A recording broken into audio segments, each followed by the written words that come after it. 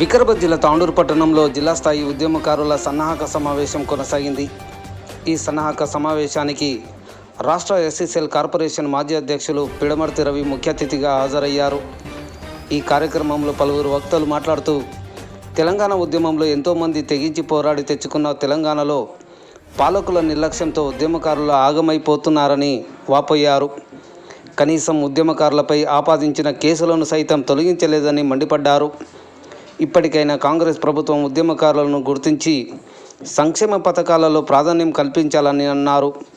ఈ సన్నాహక కార్యక్రమాల ద్వారా ఉద్యమకారులు సంఘటితమై పోరాడాలని పిలుపునిచ్చారు. ప్రభుత్వం గుర్తించేంత వరకు తాము సన్నాహక కార్యక్రమాలతో ఉద్యమకారులను ఐక్యం చేస్తామని పిడమర్తి రవి పేర్కొన్నారు. ఉద్యమకారుల పోరాటానికి కంచర్ల విజయలక్ష్మి యాదవ్ ఉద్యమకారులకు మద్దతు తెలుపుతూ వారి న్యాయమైన డిమాండ్లను ప్రభుత్వం పరిష్కరించాలని కోరారు. అనంతరం వారిని శాల్వాలతో ఘనంగా సన్మానించారు. ఈ కార్యక్రమంలో జిల్లా, పట్టణ, మండల ఉద్యమ నాయకులతో పాటు వివిధ గ్రామాల ఉద్యమ నాయకులు పాల్గొన్నారు.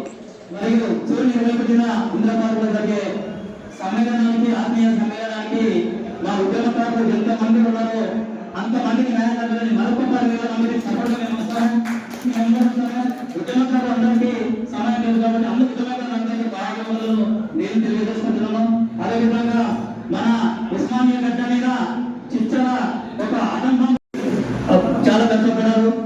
మరియు మా హేమంత్ అయితే ఆ రోజు జైలు కాసేయకుండా పిల్లల్ని సైతం యూతులు సైతం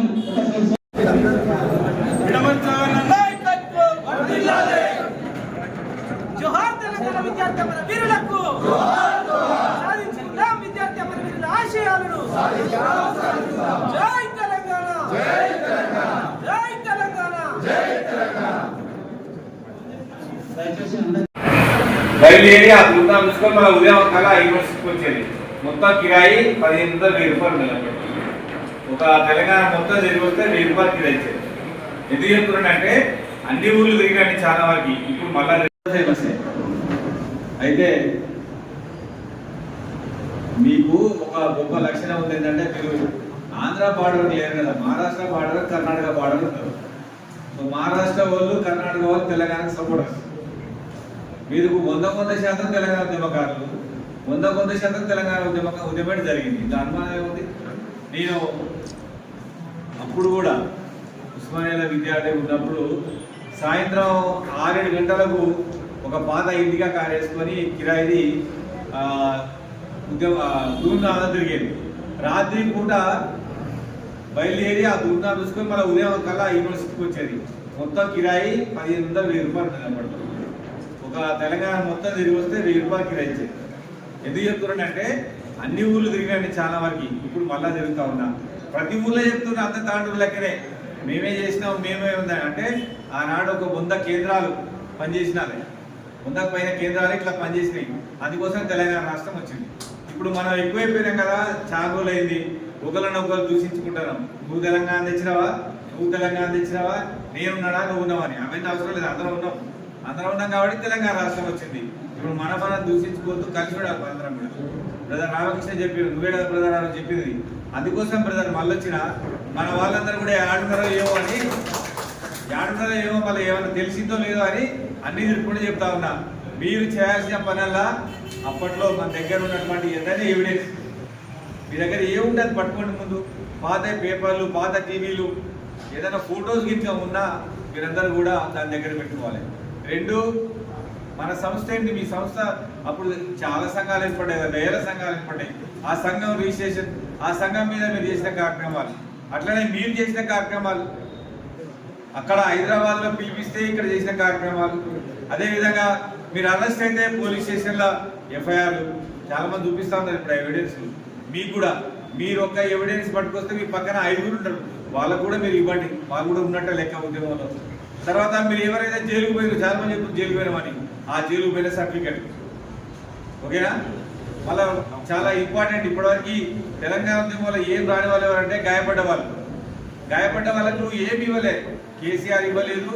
కేసీఆర్ కింద ఏంటంటే ఆ ముందు ఉన్నటువంటి అమరవీరుల కుటుంబాలు కొద్దిమంది, ఆ మిగిలిన అమరవీరుల కుటుంబాలు కూడా ఇప్పుడు అయిపోతాయి. మిగిలిన వారు గాయపడ్డ వారు ఉంటే గాయం చూపించాలి. ఇప్పుడు గాయం చూపించలేము. ఆనాడు హాస్పిటల్ పోయిన సర్టిఫికెట్, లేకపోతే నీకు ఆ రోజు గాయమైనట్టు వచ్చిన పేపర్ల స్టేట్మెంటు మీ దగ్గర ఏమైనా ఉన్నాయి, మిగతా ఉన్నాయా, పేపర్ ఎవిడెన్సా, టీవీ ఎవిడెన్స్, ఆ ఎవిడెన్స్ ఇవన్నీ మీరు దగ్గర పెట్టుకోండి. నేనేమంటున్నంటే ప్రభుత్వము పైన చూసుకొస్తుంది, అంటే క్రీమ్ ప్యాక్స్నే చూసుకోవాలనుకుంటుంది. తెలంగాణ ఉద్యమంలో పనిచేసిన వాళ్ళలో ముందుగా అమరవీరుల కుటుంబాలు, జైలుకు పోయిన వాళ్ళు, అరెస్ట్ అయిన వాళ్ళు ఇల్లు కాకుండా కింద నుంచి రావాలి ఎప్పుడైనా. అప్పుడు ఎక్కువ మంది కవర్ అవుతాం మనం. జై తెలంగాణ అన్నవాళ్ళు, గుంపులో కూర్చున్న వాళ్ళు, మరి అన్న వండోళ్ళు కూడా దాంట్లోనే వస్తారు కదా. పోస్టర్ అంటికి ఇచ్చినోడు, మైక్లో మాట్లాడినోడు ఇవన్నీ వస్తాయి లెక్కకు. కాకపోతే మనం క్రైటీరియాలో ఉండాలి. అంటే ఇప్పుడు నీకు డబుల్ బెడ్రూమ్ రావాలంటే నీకు ఆధార్ కార్డు ఉండాలి కదా. ఏదో నువ్వు మనిషివి అన్నీ కాదు. ఇట్లనే తెలంగాణ ఉద్యమకారుడు అంటే, మరి నేను తెలంగాణ ఉద్యమకారుడు అంటే మరి దగ్గర ఏం లేకపోతే ఎట్లా గుర్తిస్తాను నేను? ఏదో ఉంటుంది కదా. ఆ రోజు ఉద్యమంలో మనం పాల్గొన్నట్టుగా పేపర్ల పేరైనా వస్తుంది కదా, అది కూడా చాలు. అందుకోసం ఇది అంత ఆశమాయిషిగా జరిగే కమిటీ కాదు. గతంలో ముఖ్యమంత్రి కేసీఆర్ గారిని అడిగితే నా విద్యార్థులే 1,00,000 మంది ఉన్నాడు, ఆ 1,00,000 మందికి ఇవ్వాల్సిందే. మరి ఏమైంది? ఈ భూమి మీద పుట్టిన వ్యక్తికి ఇంటి స్థలం ఇస్తున్నప్పుడు, ప్రత్యేకమైన పరిస్థితులలో ఉన్న మనకు ఒక అవకాశం గవర్నమెంట్ ఇస్తున్నప్పుడు, నాకానే 1,00,000 ఉంటే 1,00,000 కాదు, తెలంగాణ రాష్ట్రంలో 4 కోట్ల మంది ఉన్నాం. అందరికీ భూమి ఇచ్చే బాధ్యత ప్రభుత్వమే తీసుకోవాలి. మన ఉద్యమంలో ఉన్నాం కాబట్టి మనం గుర్తించి మనకు 250 గజాల స్థలం ఇవ్వాలి. 250 గజాల స్థలంతో పాటు ఇంకా 2 విషయాలు ఉన్నాయి. అవి ఇక్కడ చెప్పాను. మీరు దయచేసి హైదరాబాద్ వచ్చినాక చెప్తాను. చిన్నగా అయిపోతుంది, పెద్దగా అందరం వచ్చి మాట్లాడుకుందాం. మళ్ళీ తెలంగాణ ఉద్యమకారుల సమ్మేళనం ఎందుకంటే ఇప్పటికే బాగా లేట్ అయిందని ఆ కమిటీని పక్కకు పోలేకుండా, ఆ కమిటీ వేగంగా పనిచేయడానికి, ఆ కమిటీ రిపోర్ట్ వెంటనే గవర్నమెంట్కి ఇవ్వాలి. గవర్నమెంట్ నిర్ణయం తీసుకోవాలి. జూన్ 4వ తారీఖు మనందరం ఏమనుకున్నాం, 2వ తారీఖు రేపు ప్రకటన వస్తా అనుకున్నాం. కానీ కమిటీ ఏం చేసింది, 4వ తారీఖు అఖిలపక్ష సమావేశం పెట్టింది.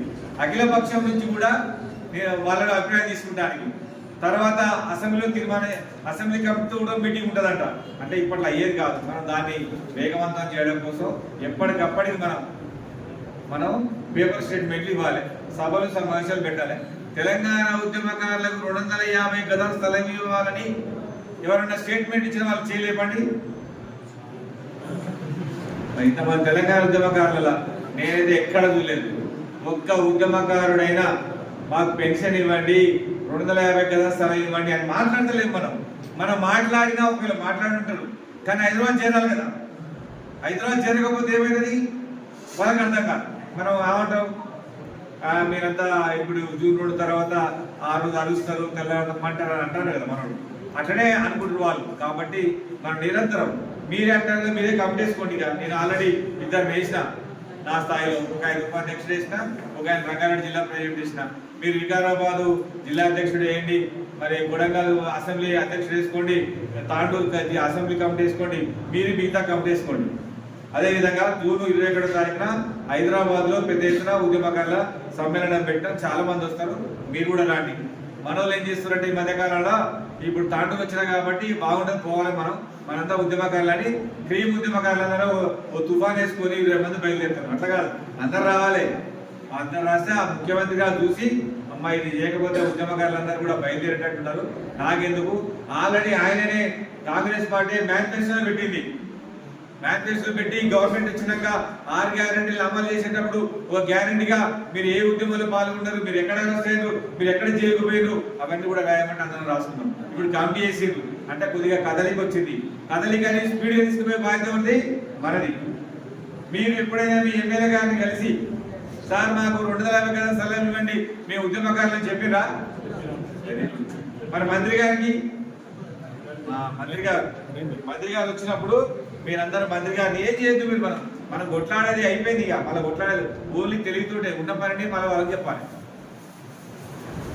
రంగారెడ్డి జిల్లా మంత్రి గారు ఉమ్మడి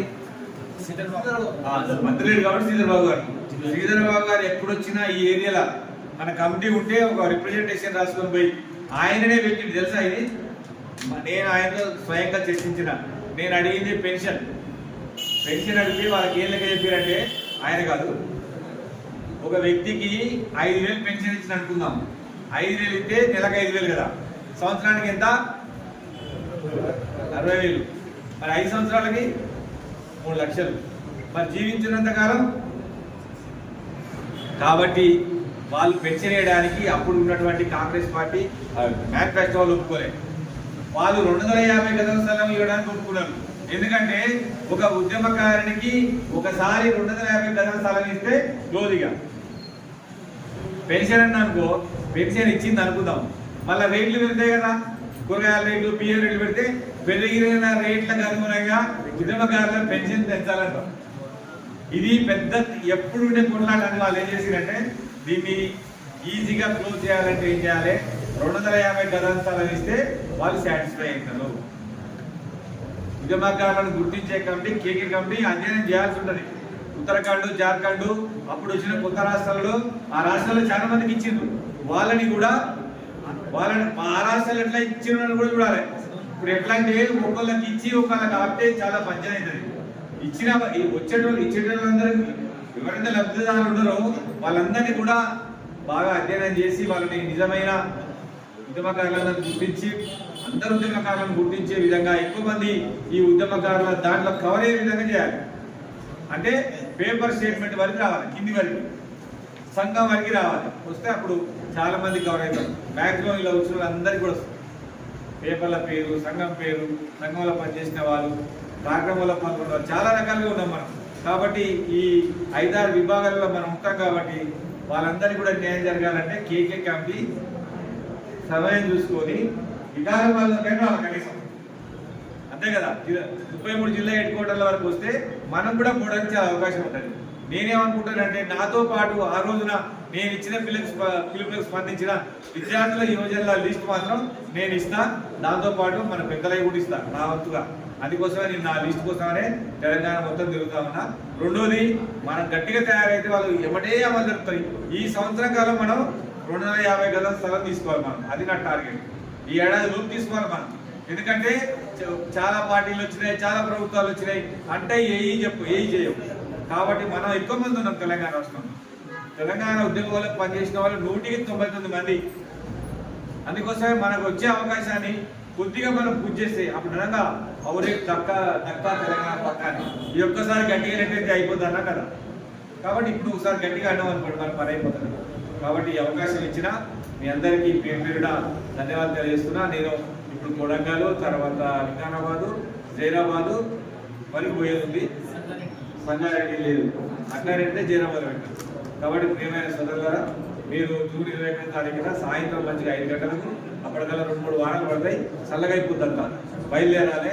అందరూ ఉద్యమకారులు కలుసుకుందామని తెలియజేస్తూ ఈ అవకాశం ఇచ్చిన ఇందిరాబాద్ జై తెలంగాణ, జోహార్ తెలంగాణ మన వీరులకు, ఇవాళ ఉద్యమకారులకు 250 గజాల స్థలం, ఇవాళ ఉద్యమకారులకు పెన్షన్, ఇవాళ ఉద్యమకారులకు గుర్తింపు గౌరవం, జోహార్ తెలంగాణ మన వీరులకు.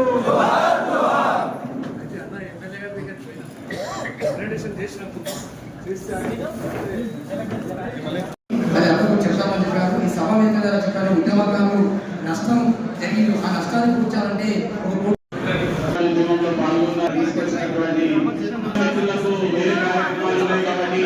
ఇప్పుడు గౌరవనీయులు సంజయ్ గౌడ్ గారు అందరికీ కూడా పేరు పేరున ధన్యవాదాలు. రామకృష్ణ సార్ గారిని ఘనంగా సన్మానిస్తున్నారు.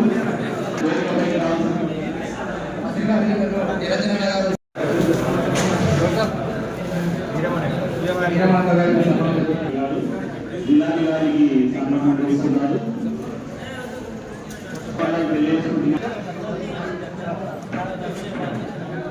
తెలంగాణ ఉద్యమకారుడు అనుజ గారిని గౌరవ మనసుకి నమస్కరిస్తున్నాం.